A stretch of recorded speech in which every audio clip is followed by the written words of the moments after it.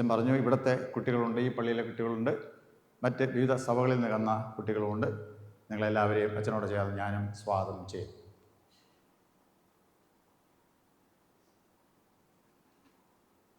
കുട്ടികളുടെ മാതാപിതാക്കന്മാർ വന്നിട്ടുള്ളവരെന്ന് കൈവക്കിക്കേ. മാതാപിതാക്കന്മാർ,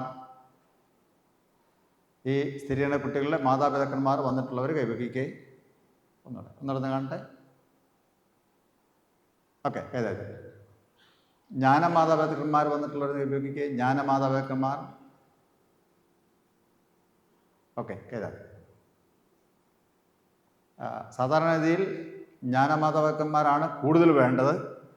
മാതാപിതാക്കന്മാരുടെ ഏതാണ്ട് 2-3 ഇരട്ടി അത്ര ആൾക്കാർ വരണം. അത്രയും വരുവാന്നില്ല. ഒരു പക്ഷേ അവർക്കെല്ലാം ഭയങ്കര തിരക്കായിരിക്കും, മറ്റ് പല കാര്യങ്ങളുമായിട്ട് ബന്ധപ്പെട്ടായിരിക്കും പോയിരിക്കും. ഒരു പക്ഷേ നമ്മുടെ തിരക്ക് കൊണ്ട് നമ്മൾ അവരോട് പറയാൻ മറന്നു പോയതായിരിക്കാം.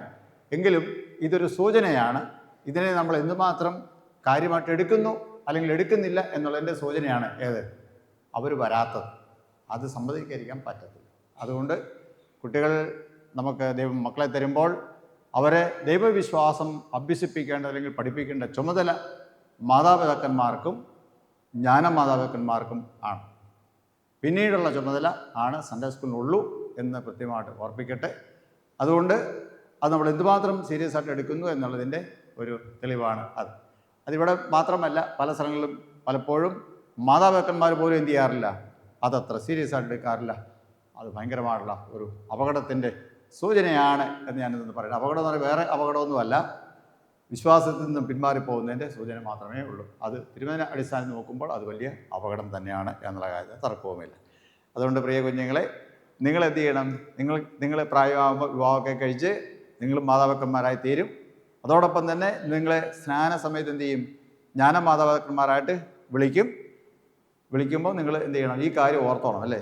ഇത് ആ കുട്ടി സ്ഥിരീകരണം ഏൽക്കുന്നിടം വരെ നിങ്ങൾ ഉത്തരവാദിത്തമാണ്. ആ കുഞ്ഞിനെ ഓർത്ത് എന്ത് ചെയ്യുക? പ്രാർത്ഥിക്കുക. എന്ത് ചെയ്യുക? അവർ പള്ളിയിൽ പോകുന്നുണ്ടോ എന്ന് ശ്രദ്ധിക്കുക, വചനം പഠിക്കുന്നുണ്ടോ എന്ന് ശ്രദ്ധിക്കുക, സ്ഥിരീകരണത്തിലാണ് അവർ ഒരുങ്ങുന്നുണ്ടോ എന്ന് ശ്രദ്ധിക്കുക. തുടങ്ങിയുള്ള ഉത്തരവാദിത്തങ്ങൾ അവർക്കുണ്ട്, അല്ലെങ്കിൽ ജ്ഞാനമാതാക്കന്മാർക്കുണ്ട് എന്ന് കൃത്യമായിട്ട് ഉറപ്പിക്കട്ടെ. അത് നിങ്ങൾക്ക് അഡ്വാൻസ് ആയിട്ടുള്ള ഒരു ഉപദേശമായിട്ട് കൂട്ടിയാൽ മതി.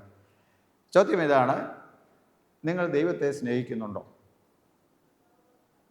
കേട്ടോ, ഇവിടെ ശ്രദ്ധിച്ചുകൊണ്ട് അങ്ങോട്ടും ഇങ്ങോട്ടും നോക്കരുതേ. നിങ്ങൾ ദൈവത്തെ സ്നേഹിക്കുന്നുണ്ടോ? ദൈവത്തെ സ്നേഹിക്കുന്നവർക്ക് കൈവക്കാം, കുട്ടികൾക്ക്. Okay, praise lord. കൈതാതി. വിശുദ്ധ യോഹന്നാൻ എഴുതിയ സുവിശേഷം 14-ാം അധ്യായം 15-ാം വാക്യം വേഗം എടുത്ത് വായിച്ച്.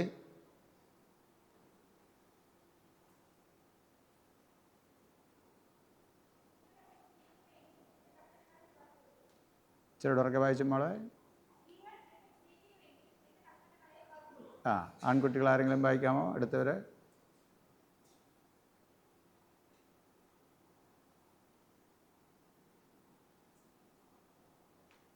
ആരെങ്കിലും? വിശുദ്ധ യോഹന്നാൻ എഴുതിയ സുവിശേഷം 14-ാം അധ്യായം 15-ാം വാക്യം.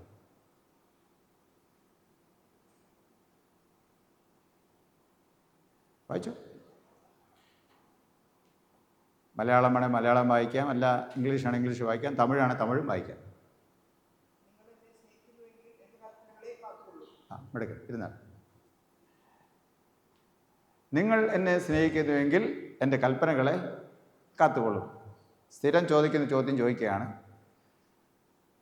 കൽപ്പന കാക്കണമെങ്കിൽ എന്ത് ചെയ്യണം?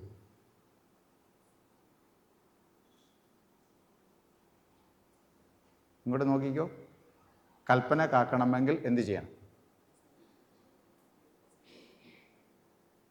ഒരു മോൻ പറഞ്ഞു ദൈവത്തെ സ്നേഹിക്കണമെന്ന്. വേറെ ഉത്തരവുണ്ടോ? ദൈവത്തെ സ്നേഹിക്കണമെങ്കിൽ എന്ത് ചെയ്യണം?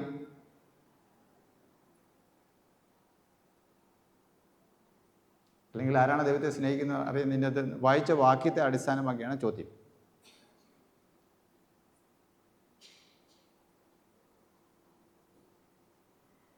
ഓക്കെ, ഇങ്ങനെയായാൽ 4.5 മണിക്കൂറാണ് ഞാൻ സമയം ഉദ്ദേശിച്ചത്.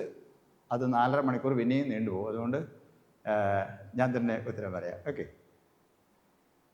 എൻ്റെ ചോദ്യം ഇതായിരുന്നു: നിങ്ങൾ ദൈവത്തെ സ്നേഹിക്കുന്നുണ്ട്? അത് എല്ലാവരും എന്ത് ചെയ്ത് കൈ തൂക്കി അല്ലേ, ദൈവത്തെ സ്നേഹിക്കുന്നു. അപ്പോൾ വാക്യം വായിച്ചത്: നിങ്ങൾ എന്നെ സ്നേഹിക്കുന്നുവെങ്കിൽ എൻ്റെ കൽപ്പനകളെ കാത്തുകൊള്ളും. കൽപ്പന കാക്കുക എന്ന് പറഞ്ഞാൽ എൻ്റെ അർത്ഥം അനുസരിക്കുകയാണ്. കൽപ്പന അനുസരിക്കും. ദൈവത്തെ സ്നേഹിക്കുന്നവർ എന്ത് ചെയ്യും?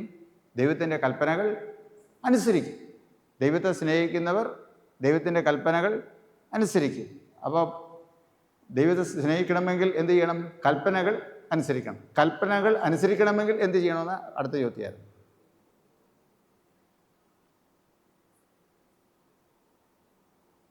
എല്ലാവരും ഇവിടെ തന്നെ ഇരിക്കണേ. ഓക്കെ. കൽപ്പന അനുസരിക്കണമെങ്കിൽ എന്ത് ചെയ്യണം? ഇതിങ്ങനെ പറഞ്ഞാൽ വൈകുന്നേരം വരെ ഇരുന്നാൽ നിങ്ങൾ അങ്ങോട്ടും ഇങ്ങോട്ടും പറഞ്ഞുകൊണ്ടിരിക്കും. ഓക്കെ. നിങ്ങൾ ചിലപ്പോൾ ചില ബൈക്ക് ഓടിക്കുന്നവരായിരിക്കാം, മറ്റേ 4 വീലർ ഓടിക്കുന്നവരായിരിക്കാം, അല്ലേ? ഇല്ലെങ്കിൽ അതിനെക്കുറിച്ച് അറിയാവുന്ന ആൾക്കാരായിരിക്കാം. അറിയാവുന്നവരോടുള്ള ചോദ്യമാണ്. അപ്പം നമ്മൾ റോഡിൽ കൂടെ വണ്ടി ഓടിക്കണം. വണ്ടി ഓടിക്കണമെങ്കിൽ എന്ത് ചെയ്യണം?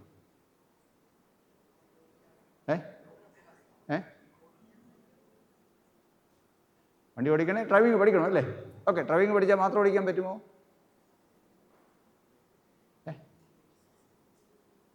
അയ്യോ, നിങ്ങൾ ഈ ലോകത്തുനിന്ന് ആൾക്കാരല്ലേ? ലൈസൻസ് വേണം. ഓക്കെ, ലൈസൻസൊക്കെ ഉണ്ട്. വണ്ടി ഓടിക്കണമെങ്കിൽ എന്ത് ചെയ്യണം? റോഡ് നിയമങ്ങൾ അറിഞ്ഞിരിക്കണം.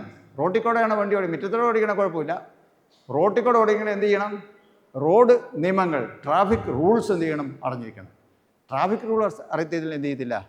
അത് അപകടമാണ്, അല്ലേ? ഓക്കെ. ഇടതുവശം ചേർന്ന് പോകണോ, വലതുവശം ചേർന്ന് പോകണോ, വേറെ വണ്ടി ഓവർടേക്ക് ചെയ്യുന്നത് എങ്ങനെയാണ്, കയറ്റത്തിൽ എങ്ങനെയാണ്, ഇറക്കത്തിൽ എങ്ങനെയാണ് എന്നൊക്കെയുള്ള കാര്യങ്ങൾ എല്ലാം നമ്മൾ പഠിച്ചിരിക്കണം. ട്രാഫിക് റൂൾസ് പഠിച്ചു, അല്ലേ?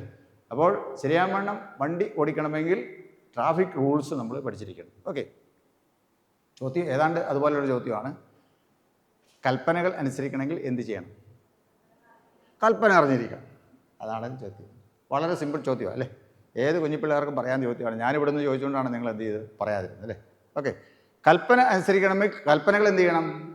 അറിഞ്ഞിരിക്കണം. അനുസരിക്കേണ്ട കൽപ്പനകൾ അറിഞ്ഞിരിക്കണം. അതാണ് എൻ്റെ ശരി ഉത്തരം.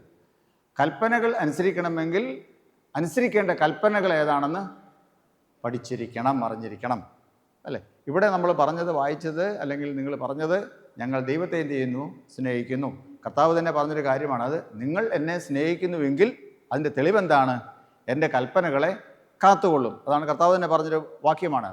നിങ്ങൾ എന്നെ സ്നേഹിക്കുന്നുവെങ്കിൽ എൻ്റെ കൽപ്പനകളെ കാത്തുകൊള്ളും. അപ്പോൾ കർത്താവിനെ സ്നേഹിക്കുന്നു പറഞ്ഞിട്ട് കാര്യമില്ല. എന്ത് ചെയ്യണം? കൽപ്പനകൾ പ്രമാണിക്കണം. ഇല്ലാത്തവർ സ്നേഹിക്കുന്നു എന്ന് പറഞ്ഞ് വെറും വാക്ക് മാത്രമേ ഉള്ളൂ. അതിനെക്കുറിച്ചും വേദോസ്തത്തിൽ വളരെ വ്യക്തമായിട്ട് പറഞ്ഞിട്ടുണ്ട്. വാഗുകൊണ്ട് ഇങ്ങനെ പറയുകയും പ്രവൃത്തി വേറൊന്നായിരിക്കുന്ന ധാരാളം കാര്യങ്ങളെക്കുറിച്ച് എന്ത് ചെയ്യുന്നുണ്ട്? വേദോസ്തത്തിൽ പറയുന്നു. അതുകൊണ്ടാണ് കർത്താവ് കൃത്യമായി യോഹന്നാന്റെ സുവിശേഷത്തിൽ അത് പറഞ്ഞിരിക്കുന്നത് എന്നും കൂടെ ഞാൻ ഓർപ്പിക്കട്ടെ. അപ്പോൾ കൽപ്പനകൾ പഠിക്കുക എന്നത് വളരെ പ്രധാനപ്പെട്ടാണല്ലേ, അല്ലേ? ഇന്ന് അച്ഛൻ 10 കൽപ്പനകൾ എന്ത് ചെയ്തു? വായിച്ചു, അല്ലേ? 10 കൽപ്പനകളും വായിച്ചു. ഓരോ കൽപ്പന വായിച്ചപ്പോഴും എന്നാ പറഞ്ഞു?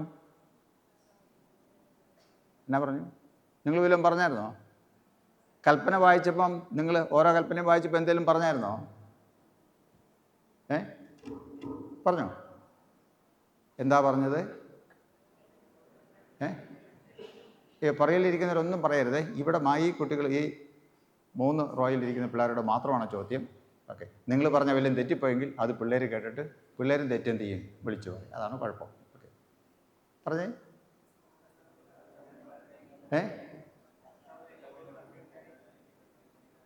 ഓക്കെ.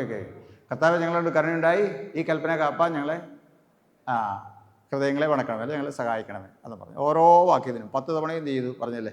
10ാം തവണ പറഞ്ഞപ്പം കുറച്ചുകൂടെ വ്യത്യാസപ്പെടുത്തി വാചകങ്ങൾ പറഞ്ഞു എന്ന് മാത്രമേ ഉള്ളൂ. ഓക്കെ. ഇതിനൊരു പ്രത്യേകതയുണ്ട്. ഇത് ആരാധനയുടെ ഭാഗമായിട്ടാണ് ഇത് കൊടുത്തിരിക്കുന്നത്. കൽപ്പനയുമായിട്ട് ബന്ധപ്പെട്ടാണ് ആരാധന പോകുന്നത് എന്നാണ് എൻ്റെ അർത്ഥം. കൽപ്പനയുമായിട്ട് ബന്ധപ്പെട്ടാണ് എന്ത് ചെയ്യുന്നത്? ദൈവ ആരാധന പോകുന്നത്. കൽപ്പനയുമായിട്ട് ബന്ധമില്ലാതെ ദൈവ ആരാധന എന്ത് ചെയ്യുന്നില്ല? പോകുന്നില്ല. അപ്പോൾ നിശ്ചയമായും ആരാധനയ്ക്ക് വരുന്നവർ എന്തറിഞ്ഞിരിക്കണം? കൽപ്പനകൾ അറിഞ്ഞിരിക്കണം, അല്ലേ? കൽപ്പനകൾ അറിഞ്ഞിരിക്കണം. ആരാധനയ്ക്ക് വരുന്നവർ ആ ആരാധിക്കുന്ന ദൈവത്തിൻ്റെ കൽപ്പനകൾ, മറ്റൊരു രീതിയിൽ പറഞ്ഞാൽ ഇഷ്ടാനിഷ്ടങ്ങൾ എന്ത് ചെയ്യണം? അറിഞ്ഞിരിക്കണം. എങ്കിൽ മാത്രമേ എന്ത് ചെയ്തുള്ളൂ? അതനുസരിച്ച് നമുക്ക് ദൈവത്തെ ആരാധിക്കാൻ പറ്റത്തുള്ളൂ. ആ ആരാധന മാത്രമേ എന്ത് ചെയ്യത്തുള്ളൂ? അതനുസരിച്ചുള്ള ആരാധന മാത്രമേ ദൈവത്തിന് ഇഷ്ടമാകുകയുള്ളൂ എന്നും മറന്നു പോകണം. അപ്പോൾ നമ്മൾ വെറുതെ മാർക്കറ്റിൽ പോകുമ്പോൾ എന്ത് ചെയ്തേക്കാം? എന്നാൽ പള്ളിയുടെ സമയമാണല്ലോ, കയറിയേക്കാം എന്ന് വിചാരിച്ച് കയറരുത്. പ്രസംഗം പറയുന്ന സമയത്ത് മാത്രം പ്രസംഗം കേട്ടിട്ട് പൊക്കോളാം എന്ന് അങ്ങനെ വിചാരിച്ച് ഇരിക്കരുത്. ആരാധന 9:30 തുടങ്ങുന്നത്, അതിന് 10 മണിയായിട്ട് വന്നാലും കുഴപ്പമില്ല എന്ന് വിചാരിച്ച് വരരുത്. പിന്നെ വിശ്വാസ പ്രമാണം കഴിഞ്ഞ ഉടനെ പോയിക്കളയാം എന്ന് ചോദിച്ചാൽ അങ്ങനെയൊന്നും വരരുത്. അതൊന്നും ആരാധനയുടെ ഭാഗമല്ല, അത് ദൈവത്തിന് ഇഷ്ടവും അല്ല. അങ്ങനെ തിരക്കുള്ള ആൾക്കാർക്ക് എന്ത് ചെയ്യണം? തിരക്കുള്ള ആൾക്കാർക്ക് അവരുടെ തിരക്ക് കഴിഞ്ഞിട്ട് മാത്രമേ എന്ത് ചെയ്യാവുള്ളൂ? ആരാധിക്കാൻ വരാവുള്ളൂ. കാരണം ദൈവത്തെ ആരാധിക്കുമ്പോൾ പൂർണ്ണ മനസ്സ്, പൂർണ്ണ ശക്തി, പൂർണ്ണ ആത്മാവ്, പൂർണ്ണ ഹൃദയം പൂർണ്ണമായിട്ടും ഇവിടെ ഇരിക്കണം എന്നാണ് ദൈവം നമ്മോട് പറഞ്ഞിരിക്കുന്നത്. അത് ആരാധന നമ്മൾ പറയുന്നുമുണ്ട്. അതുകൊണ്ട് ആരാധനയെ നമ്മൾ വളരെ സീരിയസ് ആയിട്ട് എടുക്കേണ്ട ഒരു കാര്യമാണ്. ദൈവ ആരാധന ഞായറാഴ്ച ദിവസങ്ങളിൽ, വിശുദ്ധ ദിവസങ്ങളിൽ ആരാധനയ്ക്ക് വരുന്നത് എന്ന് പറയുന്നതാണ് വളരെ സീരിയസ് ആയിട്ട് എടുക്കണമെന്ന്, ഒരുക്കത്തോടെ വരണമെന്നാണ് ഞാൻ പറഞ്ഞത്. ഒരുക്കത്തോടെ നമ്മൾ വരേണ്ടത് ആവശ്യമാണ്. അതിന് വളരെ പ്രധാനപ്പെട്ട സംഗതിയാണ് എന്ത്? ഈ കൽപ്പന എന്ന് പറയുന്നത്, അല്ലേ? കൽപ്പനയെല്ലാം നിങ്ങൾക്ക് അറിയാമോ? കൽപ്പന അറിയത്തില്ലാത്തവരെന്ന് കൈവയ്ക്കേ. ഓക്കെ, 10 കൽപ്പനയും അറിയാവുന്ന പഠിച്ചവർ, 10 കൽപ്പനയും പഠിച്ചവരെന്ന് കൈവയ്ക്കേ.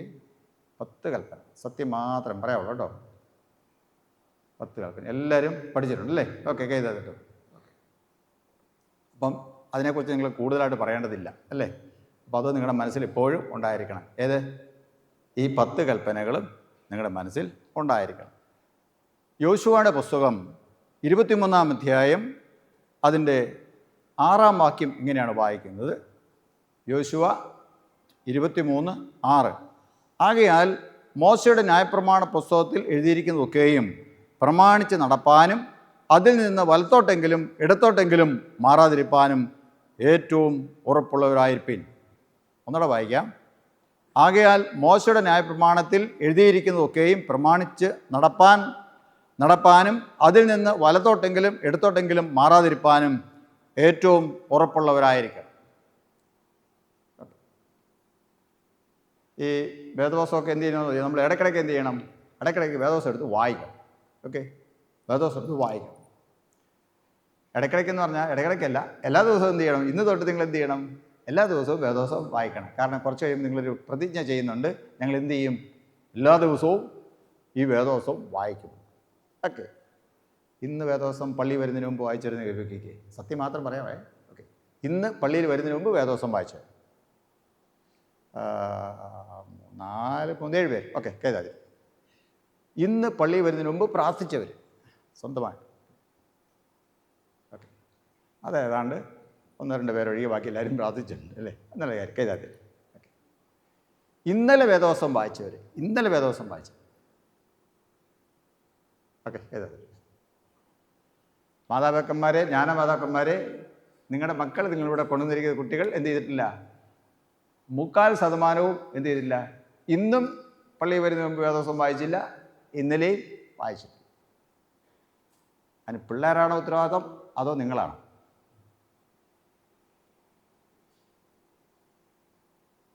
ഓർത്തുകൊള്ളുക, നമ്മളെല്ലാ കാര്യം കുട്ടികളുടെ കാര്യം ശ്രദ്ധിക്കാറുണ്ട്. പക്ഷേ വേദവസം വായിച്ചോ എന്ന് എന്ത് ചെയ്യാറില്ല, നമ്മൾ ചോദിക്കാറില്ല. പ്രാർത്ഥിച്ചോടാ കൊച്ചയെന്ന് ചോദിക്കാറും ഇല്ല.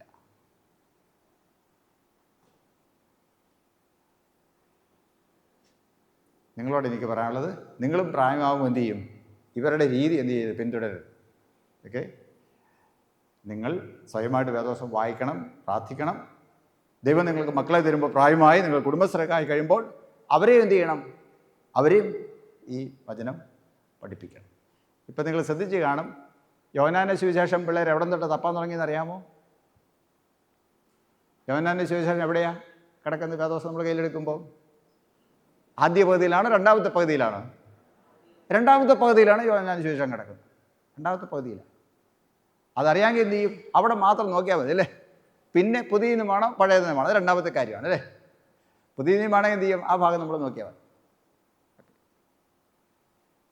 അതാണ് പുസ്തകപരിചയം. നമ്മുടെ സൺഡേ സ്കൂളിലൊക്കെ ഉണ്ടായിരുന്നു പണ്ട് കാലങ്ങളിൽ. പുസ്തകപരിചയം എന്ത് ചെയ്യുക? പിള്ളേരോട് വാക്യങ്ങൾ പറയുക, ടക്കെന്ന് ആദ്യം വായിക്കുന്നവർക്ക് സമ്മാനം അതൊക്കെ ഉണ്ടായിരുന്നു. ഇപ്പം അധ്യാപകർ ശ്രദ്ധിക്കുന്നുണ്ടെന്ന് എനിക്ക് സംശയമുണ്ട്. കാരണം പിള്ളേരെന്ത് ചെയ്യുന്നില്ല? പുസ്തകം അവർക്ക് ഒരു പരിചയവും ഇല്ല, ഒരു പരിചയവും ഇല്ല. പലപ്പോഴും എന്ത് ചെയ്യുന്നു? യോഹന്നാന്റെ സുവിശേഷം ഉൽപ്പത്തി തൊട്ടാണ് കുട്ടികൾ നോക്കുന്നത്. ഞാനതുകൊണ്ട് പിള്ളേർക്കൊരു മാർഗം പറഞ്ഞു കൊടുത്തിട്ടുണ്ട്, അങ്ങനെ തപ്പരുത്, അത് ശരിയല്ല. അതുകൊണ്ട് എവിടെയാണെന്ന് അറിയത്തില്ലെങ്കിൽ എന്ത് ചെയ്യുക? ആദ്യത്തെ പേജിൽ തന്നെ എന്ത് ചെയ്യുന്നത്? അകരാതി കൊടുത്തിട്ടുണ്ട് അല്ലേ? അകരാതി കൊടുത്തിട്ടുണ്ട്. അപ്പോൾ അകരാതിക്ക് നോക്കിയാൽ കൃത്യം അതിൻ്റെ പേജ് നമ്പർ സഹിതം കൊടുത്തിട്ടുണ്ട്. എന്ത് ചെയ്യാം? വേഗം അത് നോക്കിയെടുക്കാം. അത് എടുക്കാനെങ്കിൽ എന്ത് ചെയ്യണം, നമ്മൾ പഠിക്കണം എന്ന് കുട്ടികളോട് പറഞ്ഞു കൊടുക്കണം. നിങ്ങൾക്ക് എന്ത് ചെയ്യാം, ഇപ്പോൾ പുസ്തകക്രമം അറിയാമെങ്കിലും അത് പറയാവുന്നുള്ളൂ. ഇല്ലെങ്കിൽ എന്ത് ചെയ്യും, പണ്ട് പുസ്തകക്രമത്തിൻ്റെ പാട്ടൊക്കെ ഉണ്ടായിരുന്നു, എന്ത് ചെയ്യുക, പാട്ട് ഓർത്ത് മാത്രം എന്ത് ചെയ്യുക, അന്നേരം എവിടെ ഏത് പുസ്തകം കഴിഞ്ഞ് ഏത് പുസ്തകത്തിൻ്റെ ഇടയ്ക്ക് ഇത് കിടക്കുന്നു എന്ന് അറിയാനും സാധിക്കും. അത് നിങ്ങൾ മാതാപിതാക്കന്മാർ, ജ്ഞാനപിതാക്കന്മാർ ശ്രദ്ധിക്കേണ്ടതാണ്. ഓക്കെ, അടുത്ത ചോദ്യം, എങ്ങനെയാണ് നിങ്ങളിവിടെ വന്നത്?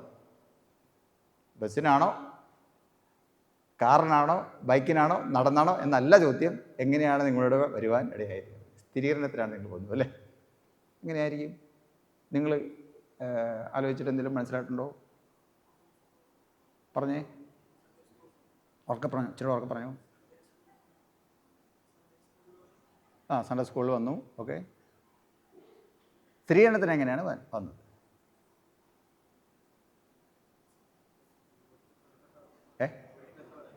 ഒരുക്കത്തോടെ വന്നില്ലേ? അത് കണ്ടാൽ തന്നെ അറിയാം, കാരണം ഇതല്ല വെള്ള കറുപ്പ് ഒക്കെ ഇട്ട് ഇതല്ലേ സുന്ദരന്മാരും സുന്ദരികളായിട്ടാണ് വന്നിരിക്കുന്നത്. വളരെ നല്ല കാര്യം. ഓക്കെ ഓക്കെ, ഞാനത് എനിക്ക് ചോദ്യത്തിന് ചില പ്രത്യേകതകളൊക്കെ ഉണ്ട്, കാരണം അത് പിടിയെന്ന് മനസ്സിലാക്കാൻ പാടാണ്. ഓക്കെ, ചോദ്യം ഇതാണ്, എങ്ങനെയാണ് അല്ലെങ്കിൽ എന്തിനു വേണ്ടിയാണ് നിങ്ങൾ വന്നതെന്ന് അച്ഛൻ ആമുഖമായിട്ട് എന്ത് ചെയ്തു, നിങ്ങളോടൊരു കാര്യം പറഞ്ഞിട്ടുണ്ട് അല്ലേ? PV ആൻഡ്രൂസ് അച്ഛൻ പറഞ്ഞു, നിങ്ങളുടെ ബപ്തിസ്മയെങ്കിൽ നിങ്ങളുടെ ജ്ഞാനമാതാപിതാക്കന്മാർ നിങ്ങൾക്ക് വേണ്ടി എടുത്ത പ്രതിജ്ഞകൾ സ്വയമായി ഏറ്റെടുക്കുന്നതിനും എന്നും പറഞ്ഞാണ് ആ ഒരു ഭാഗം. നിങ്ങൾ എഴുന്നേറ്റ് നിന്നപ്പോഴാണ് അച്ഛൻ അത് പറഞ്ഞല്ലേ. നിങ്ങൾ വന്നതിനാ, നിങ്ങളുടെ ബപ്തിസ്മ സ്നാന സമയത്ത് നിങ്ങൾക്ക് വേണ്ടി നിങ്ങളുടെ മാതാപിതാക്കന്മാരും ജ്ഞാനമാതാക്കന്മാരും എടുത്തിട്ടുള്ള പ്രതിജ്ഞകൾ സ്വയമായി ഏറ്റെടുക്കുന്നതിന് വേണ്ടിയാണ് പറഞ്ഞത്.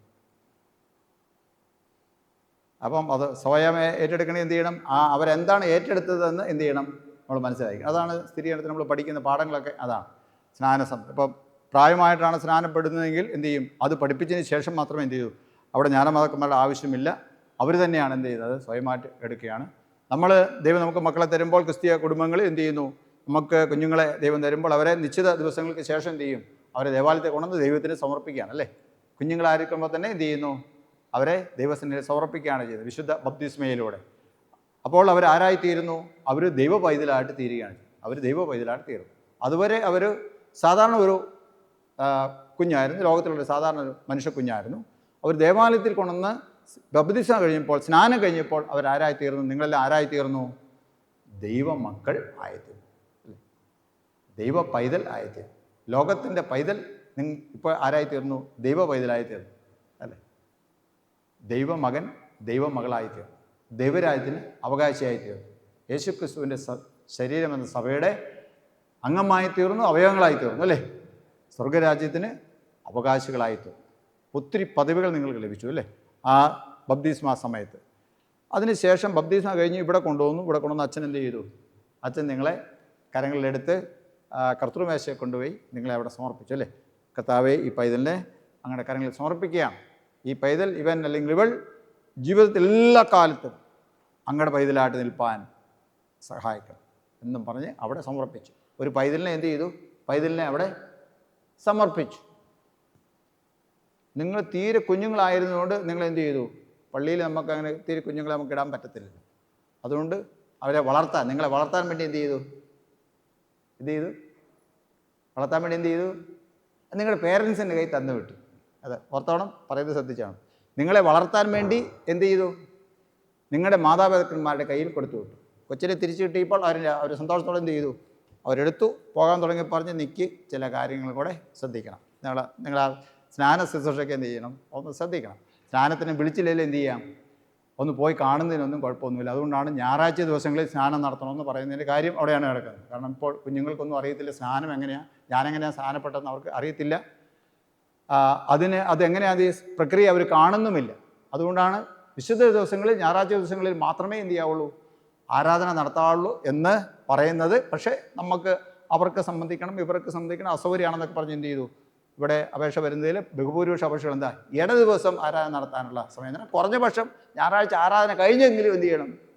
അപ്പോൾ ആരാധനയ്ക്ക് ഇത് നടക്കാതിരിക്കുക എന്നുള്ളത് ഏതാണ്ട് ഒരു അജണ്ട പോലെ നമുക്ക് തോന്നിപ്പോകും അല്ലേ? കാരണം എന്താ, സ്നാനം എന്നായിരുന്നു അന്ന് പറഞ്ഞ എന്താണെന്ന് വേറെ ആരും അറിയരുത് എന്നുള്ള ഒരു കാര്യം പോലെ നമുക്ക് തോന്നിപ്പോകുന്നു, നമ്മൾ അറിഞ്ഞും അറിയാതെ. അപ്പോൾ അവിടെ കൊണ്ടുവന്നു, ഇവിടെ സമർപ്പിച്ചു, തിരിച്ച് നിങ്ങളുടെ മാതാപിതാക്കന്മാരുടെ കയ്യിൽ തന്നിട്ട് പറഞ്ഞു, ഈ കൊച്ചിനെ, ചുരുക്കമായിട്ട് പറയാം, ഈ കൊച്ചിനെ ദൈവ പൈതലായിട്ട് വളർത്തണം.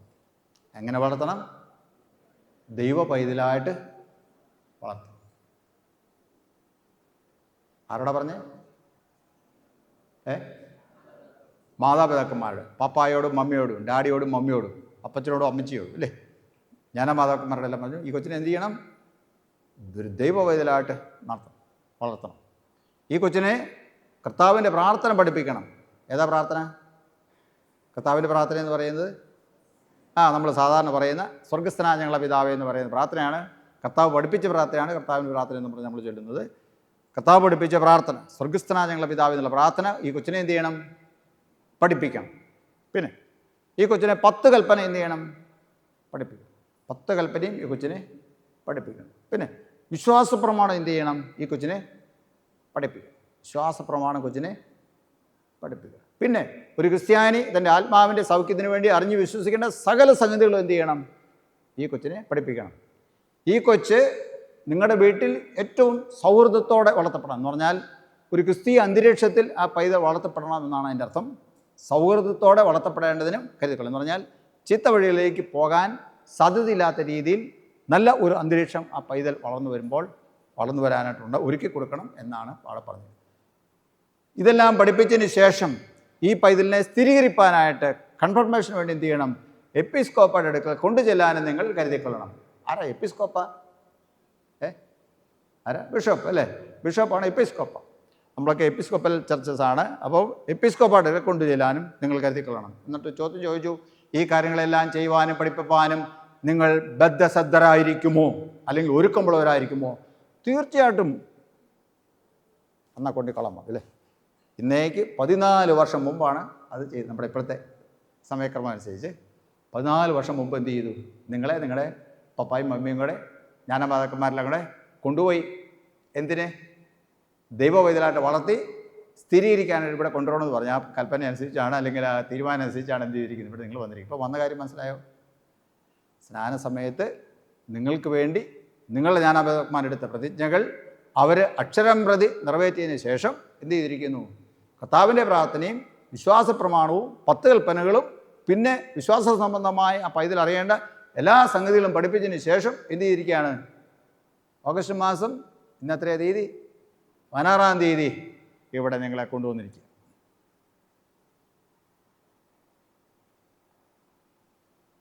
അങ്ങനെയാണ് നിങ്ങളിവിടെ വന്നത്. വെറുതെ എന്ത് ചെയ്തതല്ല, വന്നതല്ല. നിങ്ങൾക്ക് ഒരു പക്ഷേ പറയാം, സ്ത്രീകരണം കഴിയുന്നൊക്കെ പറയുമായിരിക്കും, അല്ലേ? അതല്ല, അതിൻ്റെ വഴി ഇങ്ങനെയാണ് നിങ്ങൾ വന്നിരിക്കുന്നത്.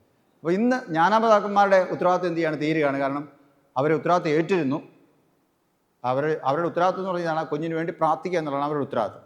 2, ആ കൊച്ച് ആത്മീയമായ കാര്യങ്ങളിൽ ശ്രദ്ധിക്കുന്നുണ്ടോ എന്നാണ് അടുത്ത ഉത്തരവാദിത്വം. പള്ളിയിൽ പോകുന്നുണ്ടോ? സൺഡേ സ്കൂളിൽ പോകുന്നുണ്ടോ? പ്രാർത്ഥിക്കുന്നുണ്ടോ? വലിയ ചീത്ത സ്വഭാവങ്ങളൊക്കെ ഉണ്ടോ? ഇപ്പോൾ ഉള്ള ഒരു വലിയൊരു പ്രോജക്റ്റ് നടക്കുന്നുണ്ട്, ഒരു വലിയൊരു യജ്ഞം നടക്കുന്നുണ്ട്. എന്താ ഗവൺമെൻറ് നടത്തുന്നൊരു യജ്ഞം? തൂഫാൻ പോലുള്ള കാര്യങ്ങൾ എന്ത് ചെയ്യരുത്? അവരെ തൊടുന്നുണ്ടോ, അവരെന്ത് പങ്കെടുക്കുന്നുണ്ടോ തുടങ്ങിയ കാര്യങ്ങളൊക്കെ എന്ത് ചെയ്യുന്നുണ്ട്? ശ്രദ്ധിച്ച് അവരെന്ത് ചെയ്യുക. അതിൽ നിന്നെല്ലാം അങ്ങനെ ഉണ്ടെങ്കിൽ എന്ത് ചെയ്യുക? മക്കളെ അത് തെറ്റാണ്, ഇത് തെറ്റാണ്, ഇതാണ് ശരി എന്നൊക്കെ പറഞ്ഞ് നിങ്ങളെ അങ്ങനെ തട്ടി എന്ത് ചെയ്ത് ദൈവവൈതലായിട്ട് കൊണ്ടുവരിക എന്നുള്ളതാണ് ഈ സമയം. ഇന്ന് തൊട്ട് നിങ്ങൾ എന്ത് ചെയ്യുന്നു? ഇന്ന് തൊട്ട് നിങ്ങൾ പറയാണ്, ഞങ്ങളെന്ത് ചെയ്യുന്നു? ഞങ്ങൾ സ്വയം ഏറ്റെടുക്കുക. ഒരു തൂഫാന് പുറകെ എന്ത് ചെയ്യത്തില്ല, പോകത്തില്ല എന്ന് പറഞ്ഞ് ഇവിടെ നിങ്ങൾ എന്ത് ചെയ്യാണ്? തൂഫാനൊന്നും പറയുന്നില്ല കേട്ടോ, ഞാനങ്ങനെ മനസ്സിലാക്കാൻ എളുപ്പത്തിന് പറഞ്ഞോ. ഇവിടെ നിന്ന് പ്രതിജ്ഞ എടുക്കുകയാണ്. എല്ലാ ദിവസവും എന്ത് ചെയ്യുന്നുണ്ട്? എല്ലാ ദിവസവും വേദപുസ്തകം വായിക്കുമെന്ന് തീരുമാനം എടുത്തുകൊണ്ടാണ് ചോദിക്കുന്നു. ഇവിടെ പറഞ്ഞിട്ടാണ് പോകുന്നത്, ദൈവസന്നിധിയിലാണ് പറഞ്ഞിട്ട് പോകുന്നത്. നിങ്ങളത് കഴിഞ്ഞ് മറന്നുപോയാൽ അതുകൊണ്ട് കാര്യമില്ല. മറവി എന്തല്ല, മറവി ഒരു അത് എന്തെങ്കിലും ഒരു കാര്യം ക്ഷമിക്കാനുള്ളൊരു കാര്യമല്ല. ഞാൻ തീരുമാനം എടുത്തിരുന്നു മറന്നുപോയി എന്ന് പറഞ്ഞാൽ ദൈവസന്നിധിയിൽ ഇത് നിലനിൽക്കത്തില്ല. മറക്കരുത് എന്നാണ് വേദപുസ്തകം പഠിപ്പിക്കുന്നത്. പിന്നെ ഓരോ കാര്യങ്ങളും അതിനനുസരിച്ച് വരികയാണ്. പിന്നെ പറയുന്നുണ്ട് എല്ലാ ദിവസവും പള്ളിയിൽ, അതായത് വിശുദ്ധ ദിവസങ്ങളിൽ ഞായറാഴ്ച ദേവാലയത്തിൽ വരുമോ? വരും എന്നാണ് പറഞ്ഞത്. വിശുദ്ധ സംസദത്തിൽ കൂടും എന്ന് പറഞ്ഞാണ് എന്ത് ചെയ്യുന്നത്? നിങ്ങൾ പ്രതിജ്ഞ എടുത്ത് പോകുന്നത്. ഓരോരുത്തരും എന്ത് ചെയ്യുന്നത്? പറഞ്ഞ് പോകുന്നു. ഏതാണ്ട് കാര്യങ്ങളൊക്കെ മനസ്സിലായോ? ഇവിടെ എടുക്കുന്ന തീരുമാനങ്ങൾ അതനുസരിച്ച് നിങ്ങൾ പോകേണ്ടത് വളരെ അത്യാവശ്യമാണ്. ഇതിന് നമുക്ക് ഈ ഒരു പ്രമാണം അല്ലെങ്കിൽ ഒരു രീതി, ഒരു ക്രിസ്തീയ ജീവിത രീതിക്ക് അടിസ്ഥാനം എന്ന് പറയുന്നത് ഏതാണ്? ഈ കൽപ്പനകളാണ് എന്ന് മറന്നു പോകരുത്. കൽപ്പനകൾ ആർക്ക് വേണ്ടി കൊടുത്തതാണ്? ആരിലൂടെ ആർക്ക് കൊടുത്തു? ഏതെന്ന് പറഞ്ഞേ? ദൈവം മോശയിലൂടെ ഇസ്രായേൽ മക്കൾക്ക് കൊടുത്തു. ഓക്കെ, ദൈവം മോശയിലൂടെ ഇസ്രായേൽ മക്കൾക്ക് കൊടുത്തു അല്ലേ? ഓക്കെ, ആ കൽപ്പന ആദ്യം വേദവസ്ഥയിൽ എവിടെയാണ് കാണുന്നത്? എവിടെയാണ് വേദവസ്ഥയിൽ ഉള്ളത്? പുറപ്പാട് പുസ്തകം അധ്യായം, പുറപ്പാട് പുസ്തകം ഏത് അധ്യായം? പുറപ്പാട് 20. ഏതാ? പുറപ്പാട് 20. പിന്നെ വേറൊരു ഭാഗത്താണ് പറയുന്നത്. അതേതാ? ആവർത്തനം 5. ആവർത്തനം 5. ഓക്കെ. വിശ്വാസ പ്രമാണം എത്രയാ? വിശ്വാസ പ്രമാണം എത്രയുണ്ട്? 2 എണ്ണം, 3 എണ്ണം. ഏതെല്ലാം? എന്നോടെ പറഞ്ഞേ. അപ്പോസ്തലിക വിശ്വാസ പ്രമാണം, നിക്കിയ വിശ്വാസ പ്രമാണം, അത്താനോസിൻ്റെ വിശ്വാസ പ്രമാണം. ഓക്കെ, അപ്പോസ്തലിക വിശ്വാസ പ്രമാണം എന്ന് പറഞ്ഞാൽ എന്താ?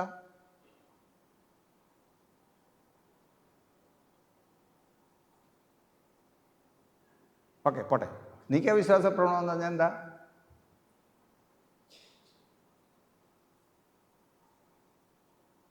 ഓക്കെ, അത്താനോസിൻ്റെ വിശ്വാസ പ്രമാണം എന്ന് പറഞ്ഞാൽ എന്താ? ഓക്കെ, എല്ലാം പോട്ടെ. വിശ്വാസ പ്രമാണം എന്ന് പറഞ്ഞാൽ എന്താ? നിങ്ങൾക്കറിയാമെന്ന് പറഞ്ഞാൽ മതി.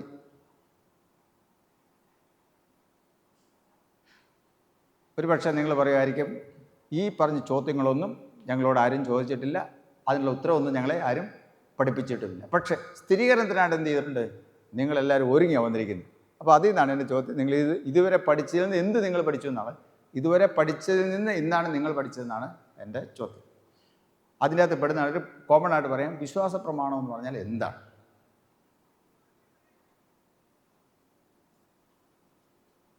അല്ലെങ്കിൽ എന്തായിരിക്കും?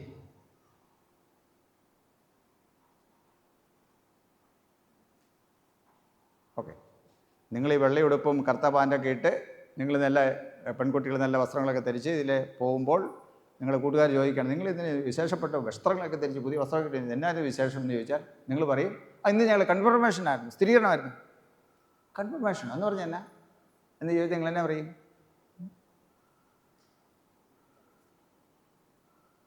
എന്നാ പറയും? അതോ അടുത്ത ഞായറാഴ്ച വരുമ്പോൾ പറയാമെന്ന് പറഞ്ഞ് എന്ത് ചെയ്യും? നമ്മളെ തർക്കിച്ച് പറയാനൊക്കെ, അതിപ്പോൾ നിന്നോടൊന്നും പറയാൻ എനിക്ക് നേരമില്ല എന്നൊക്കെ പറഞ്ഞ് നമ്മൾ ചെയ്യും. നമ്മൾ തടിമേലെടുത്ത് നമ്മുടെ സ്വഭാവമുള്ള അത് എന്ത് ചെയ്യും? നമ്മൾ പോകും, രക്ഷപ്പെടും. നമുക്കറിയത്തില്ല എന്നുള്ളത് നമ്മൾ എന്ത് ചെയ്തില്ല, സമ്മതിക്കുന്നില്ല. വിശ്വാസ പ്രമാണം എന്ന് പറഞ്ഞാൽ ഞാൻ എന്താണോ വിശ്വസിക്കുന്നത് അത് നമ്മൾ പ്രസ്താവിക്കുന്നതാണ് വിശ്വാസ പ്രമാണം. എന്താണ് ഞാൻ വിശ്വസിക്കുന്നത് അത് നമ്മൾ പറയും, അതാണ് നമ്മുടെ പ്രമാണം. അങ്ങനെയാണെങ്കിൽ അപ്പോസ്തലിക വിശ്വാസ പ്രമാണം എന്താണ്? അപ്പോസ്തലിക വിശ്വാസ പ്രമാണം എന്ന് പറഞ്ഞാൽ ഇങ്ങനെ മനസ്സിലാക്കുക, ആ ഘട്ടങ്ങളിൽ അപ്പോസ്തലന്മാരുടെ കാലഘട്ടങ്ങളിൽ ഒരാൾ ക്രിസ്തു വിശ്വാസത്തിലേക്ക് വരുമ്പോൾ അവരോട് ചോദിക്കുന്ന ചില ചോദ്യങ്ങൾ, നിങ്ങൾ എന്താണ് വിശ്വസിക്കുന്നത്? ആ കാലഘട്ടത്തിൽ അവർ ഉപയോഗിച്ച ചില പദങ്ങളുണ്ട്, വിശ്വാസ സംബന്ധമായി ചോദിച്ച പദങ്ങളുണ്ട്. ആ പദങ്ങൾ ചേർത്ത് കോർത്തിണക്കി രൂപപ്പെടുത്തിയതാണ് എന്ത്? അപ്പോസ്തോലിക വിശ്വാസമാണ്. അപ്പോസ്തലന്മാരുടെ കാലഘട്ടങ്ങളിൽ അവർ ഉപയോഗിച്ചിരുന്ന വിശ്വാസ സംബന്ധമായ കാര്യങ്ങളിലെ ചോദ്യങ്ങളും ഇങ്ങനെ കാര്യങ്ങളെല്ലാം ബന്ധപ്പെട്ട്, അതായത് ഇങ്ങനെ പറയാം, അവരുടെ അടുത്ത് വരുന്ന ആൾ ക്രിസ്തു വിശ്വാസി അല്ലെങ്കിൽ ക്രിസ്തുവിൽ വിശ്വാസം ഉണ്ടോ എന്ന് മനസ്സിലാക്കാൻ വേണ്ടി ഇവർ ചോദിക്കുന്ന ചോദ്യങ്ങളാണ്. അപ്പോൾ അതിൻ്റെ തെളിവായിട്ടാണത് കണക്കാക്കുക. മനസ്സിലാക്കി കഴിയുമ്പോൾ അവർക്ക് സ്നാനം കൊടുക്കും, സ്നാനം കൊടുത്ത് എന്ത് ചെയ്യാൻ സ്വീകരിക്കുകയായിരുന്നു ചെയ്തുകൊണ്ടിരുന്നു. അതാണ് രീതി. അപ്പോൾ ആ കാലഘട്ടങ്ങളിൽ ഉപയോഗിച്ചിരുന്ന വിശ്വാസ പ്രഖ്യാപന സംബന്ധമായ കാര്യങ്ങളാണ് ഉണക്കി ഉണ്ടാക്കിയ ഒരു പ്രമാണമാണ് അപ്പോസ്തോലിക വിശ്വാസ പ്രമാണം എന്ന് പറയുന്നത്. നിക്കിയ വിശ്വാസ പ്രമാണം എന്ന് പറഞ്ഞാൽ എന്തായിരിക്കും? അന്നേരം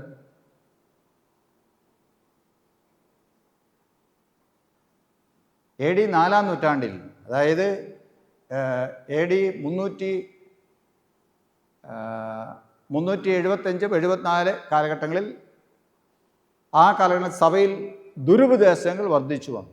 ദുരുപദേശം എന്ന് പറഞ്ഞാൽ വിരുദ്ധ ഉപദേശങ്ങൾ വർദ്ധിച്ചു വന്നു. ചിലർ പറഞ്ഞു ദൈവം മാത്രമേ ഉള്ളൂ, വേറെ ഒരു ആരുമില്ല, പിതാവുമില്ല, പുത്രനുമില്ല, പരിശുദ്ധാത്മാവില്ല, ദൈവം മാത്രം, സർവശക്തനായ ദൈവം മാത്രമുള്ളൂ. ചിലർ പറഞ്ഞു സർവശക്തനായ ദൈവമൊന്നുമില്ല, പുത്രൻ മാത്രമേ ഉള്ളൂ എന്ന്. ചിലർ പറഞ്ഞു അത് രണ്ടുമില്ല, പരിശുദ്ധാത്മാവാണ് പ്രധാനം. ചിലർ പറഞ്ഞു പരിശുദ്ധാത്മാവെന്ന് പറയുന്ന സംഗതിയില്ല, പിതാവും പുത്രനും മാത്രമേ ഉള്ളൂ. ചിലർ പറഞ്ഞു പിതാവും പുത്രനും അവർക്ക് ആൾക്കാരൊക്കെ ആണെങ്കിലും അവർക്ക് അങ്ങനെ ദൈവത്വം എന്തില്ല, ഇല്ല എന്ന് പറഞ്ഞു. അങ്ങനെ വിവിധങ്ങളായ ദുരുപദേശങ്ങൾ എന്ത് ചെയ്യും, സഭയിൽ കടന്നുകൂടിയപ്പോൾ അതിനെക്കുറിച്ച് സഭയ്ക്ക് സത്യവിശ്വാസം അല്ലെങ്കിൽ വിശ്വാസത്തിലൊരു പൂർണ്ണത നൽകുവാൻ, ശരിയായൊരു ദിശാബോധം നൽകുവാൻ അന്നത്തെ സഭാപിതാക്കന്മാരെല്ലാവരും കൂടെ കൂടി നിക്യ എന്ന് പറയുന്ന സ്ഥലത്ത് ഒരുമിച്ച് കൂടി. ഇന്നത്തെ ഇറാഖിലാണത് നിക്യ എന്ന് പറയുന്ന സ്ഥലം ഉള്ളത്. ആ നിക്കയിൽ വന്നുകൂടി അവർ മാസങ്ങളോളം ഇതിനെക്കുറിച്ച് ചർച്ച ചെയ്ത് അവരൊരുമിച്ച് ക്രോഡീകരിച്ച രൂപപ്പെടുത്തിയ വിശ്വാസ പ്രമാണമാണ് ഏത്? നിക്യ സ്ഥലത്തിൻ്റെ പേരാണ് നിക്യ എന്ന് പറയുന്നത്. ഒന്ന് സഭാപിതാക്കന്മാരെല്ലാം കൂടെ ചേർന്ന് രൂപീകരിച്ചതാണ്, അല്ലെങ്കിൽ രൂപപ്പെടുത്തിയതാണ്, ക്രോഡീകരിച്ചതാണ് നിക്യ വിശ്വാസ പ്രമാണം എന്ന് പറയുന്നത്. കഴിഞ്ഞ ഏതാനും നാളുകൾക്ക് മുമ്പ് ഏതോ ഒരു മാധ്യമത്തിൽ കണ്ടു, നിക്യ വിശ്വാസ പ്രമാണത്തിൻ്റെ 700-ാം വാർഷികമായിരുന്നു കഴിഞ്ഞ പ്രായം. നിക്യ വിശ്വാസ പ്രമാണത്തിൻ്റെ 700-ാം വാർഷികമായി. അപ്പോൾ അതിനെക്കുറിച്ച് പറഞ്ഞപ്പോൾ പറയാണ്, അന്ന് ഇന്നേക്ക് 1700 വർഷം മുമ്പ് എന്ത് ചെയ്തു, നിക്യ എന്ന സ്ഥലത്ത് സഭക്കാരെല്ലാവരും കൂടെ കൂടി, കത്തോലിക്ക, യാക്കോബ, മാർത്തോമ, CSCക്കാർ എല്ലാവരും കൂടെ കൂടി എന്ത് ചെയ്തു, അവർ കൂടിയിട്ട് ബിഷപ്പ്മാരെല്ലാം കൂടി വിശ്വാസപ്രമാണം ഉണ്ടാക്കിയതാണ് ഏത്? നിക്യ വിശ്വാസപ്രമാണം അല്ലേ? ഒന്ന് ആലോചിച്ച് നോക്കിയേ. അന്ന് CSI ഉണ്ടോ? AD 1300-കളിൽ CSI ഉണ്ടോ? മാർത്തോമ ഉണ്ടോ? യാക്കോബ ഉണ്ടോ? കത്തോലിക്ക ഉണ്ടോ? ആർക്കറിയാം അല്ലേ? സഭയുണ്ട്. സഭാപിതാക്കന്മാരെന്ന് പറയുന്നത് ഓരോരോ സ്ഥലങ്ങളിലുള്ള സഭയ്ക്ക് നേതൃത്വം കൊടുക്കുന്ന ആൾക്കാരാണ് സഭാപിതാക്കന്മാരെന്ന് അവിടെ പറഞ്ഞിരിക്കുന്നത്. ഞാൻ പറഞ്ഞത് അറിവില്ലായ്മ ധാരാളം നമുക്കുണ്ട്. അതെല്ലാം കൂടെ വരുമ്പോൾ നമ്മളവർക്ക് അങ്ങനെ ആയിരിക്കും. അങ്ങനെയല്ല, അന്ന് ദുരുപദേശങ്ങൾ വർദ്ധിച്ചപ്പോൾ ദുരുപദേശത്തെ അതിജീവിപ്പാൻ വേണ്ടി അന്നത്തെ സഭാപിതാക്കന്മാരെല്ലാം കൂടെ ഒരുമിച്ച് വന്നാണ് ഇത് ഉണ്ടാക്കിയത്. ഇന്നേക്ക് 1700 വർഷങ്ങൾക്ക് മുമ്പാണ് അത് സംഭവിച്ചത്. അത് നിക്യാവിശ്വാസ പ്രമാണം എന്ന പേരിൽ അറിയപ്പെടും. അത്താനേസോസോ? അത്താനേസോസ് എന്ന് പറയുന്നത് ഒരു വിശുദ്ധനായ സഭാപിതാവായിരുന്നു. അത്താനേസോസ് എന്ന് പറയുന്ന സഭാപിതാവ് തൃത്വവിശ്വാസത്തെ ഉറപ്പിക്കാൻ വേണ്ടി ഈ ദുരുപദേശം വർദ്ധിച്ചു വന്നപ്പോൾ അതങ്ങനെയല്ല എന്ന് പറഞ്ഞ് സ്ഥാപിക്കാൻ വേണ്ടി നമ്മുടെ വിശ്വാസം എന്താ? പിതാവിലും പുത്രനിലും പരിശുദ്ധാത്മാ അല്ലേ? ത്രിയേക ദൈവ വിശ്വാസമാണ് നമുക്കുള്ളത് അല്ലേ?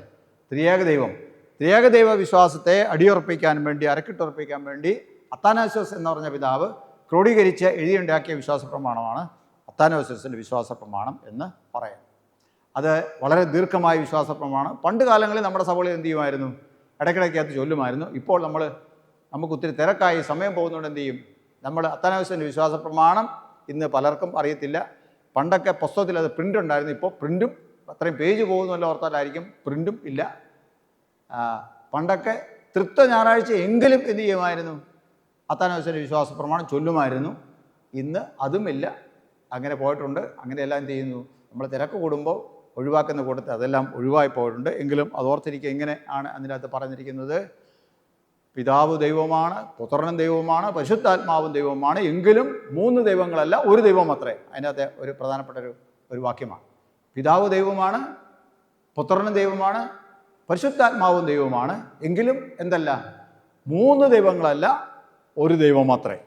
ആ രീതിയിലാണ് അതിൻ്റെ പഠിപ്പിക്കൽ. ധാരാളമായ കാര്യങ്ങൾ അതിനകത്ത് ഉൾക്കൊണ്ടത്. അതാണ് അത്താനേസോസിൻ്റെ വിശ്വാസ പ്രമാണം എന്ന് പറയുന്നത്. ഓക്കെ, നിങ്ങൾ കുഞ്ഞുനാളിൽ ഇതെല്ലാം പഠിപ്പിച്ച് തിരിയണത്ത് വരുമ്പോൾ എന്ത് ചെയ്യണം? ഇതെല്ലാം പഠിച്ചിരിക്കണം എന്നാണ്, പഠിപ്പിച്ച് വേണം കൊണ്ടുപോകാൻ എന്നാണ് പറഞ്ഞിരിക്കുന്നത് അല്ലേ? ഇതെല്ലാം പഠിച്ചിട്ട് നിങ്ങൾ വന്നിരിക്കുന്നു എന്ന് ഞാൻ വിശ്വസിക്കുകയും ചെയ്യുന്നു. ഇല്ലെങ്കിൽ എന്ത് ചെയ്യണം? പഠിക്കാത്ത കാര്യങ്ങൾ എന്ത് ചെയ്യണം? പഠിച്ചോണം എന്ന് പ്രത്യേകമായിട്ട് ഓർപ്പിക്കട്ടെ. ഇതെല്ലാം നിങ്ങളുടെ ദൈനംദിന ജീവിതമായിട്ട് ബന്ധപ്പെട്ടാണ് പോകുന്നത് എന്നും മറന്നു പോകരുത്. ആരാധന നമ്മുടെ ദൈനംദിന ജീവിതവുമായിട്ട് ബന്ധപ്പെട്ടാണ് പോകുന്നത്. എങ്ങനെയാണ്? ആരാധന ദൈനംദിന ജീവിതമായിട്ട് ബന്ധപ്പെട്ടാണ് പോകുന്നത്. പള്ളിയുടെ ഉള്ളിൽ മാത്രമല്ല ആരാധനയുടെ പ്രാക്ടിക്കൽ സൈഡ് എന്ന് പറയാം. ഒരു കണക്കിന് പറയാം, ആരാധനയുടെ പ്രാക്ടിക്കൽ എന്ന് പറയുന്നത് എവിടെയാണ്? അത് നമ്മുടെ പള്ളിക്ക് പുറത്താണ്. അപ്പോൾ പള്ളിക്ക് പുറത്തുള്ള ഒരാഴ്ചത്തെ ജീവിതം കഴിഞ്ഞ് നമ്മൾ എന്ത് ചെയ്യാണ്?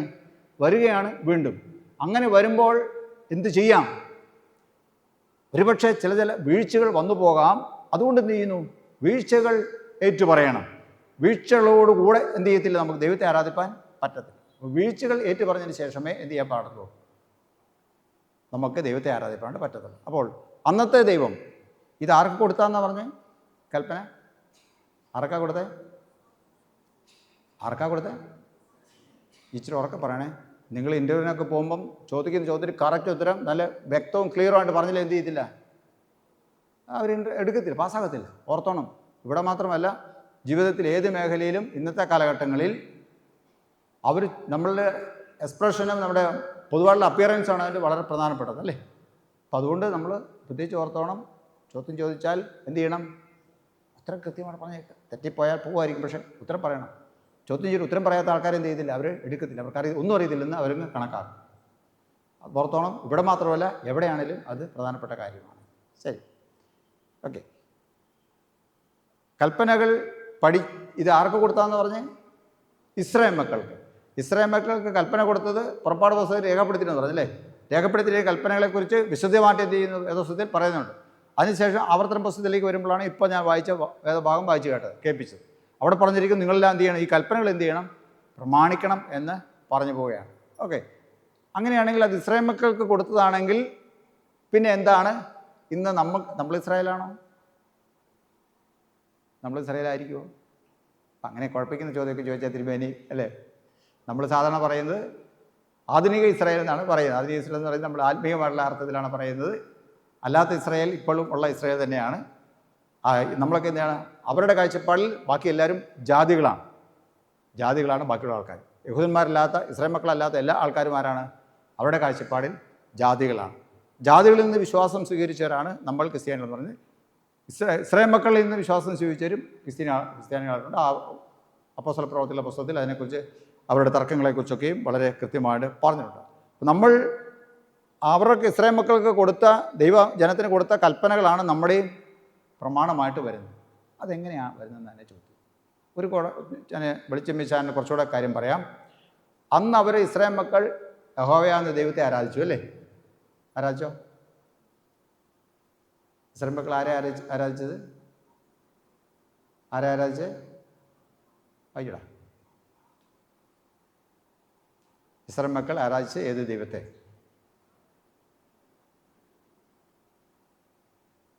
ഇത് ആരുടെ ചെവിക്ക് പിടിക്കണം? ഞാൻ അച്ഛൻ്റെ ചെവിക്ക്, ഇവിടുത്തെ അച്ഛൻ്റെ ചെവിക്ക് പിടിക്കണോ അതോ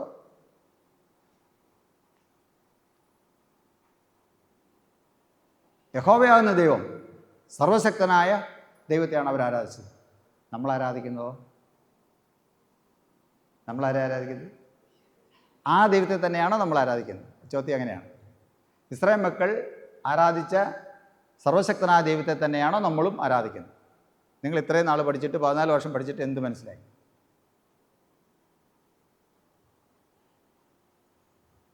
പറഞ്ഞു. അതുപോലും അറിയത്തില്ല, എന്ത് ചെയ്തില്ല? സ്ഥിരീകരണത്തിൻ്റെ പേരിലാരും പിന്നെ ഒരു ദിവസം കൊണ്ട് വരേണ്ടി വരും.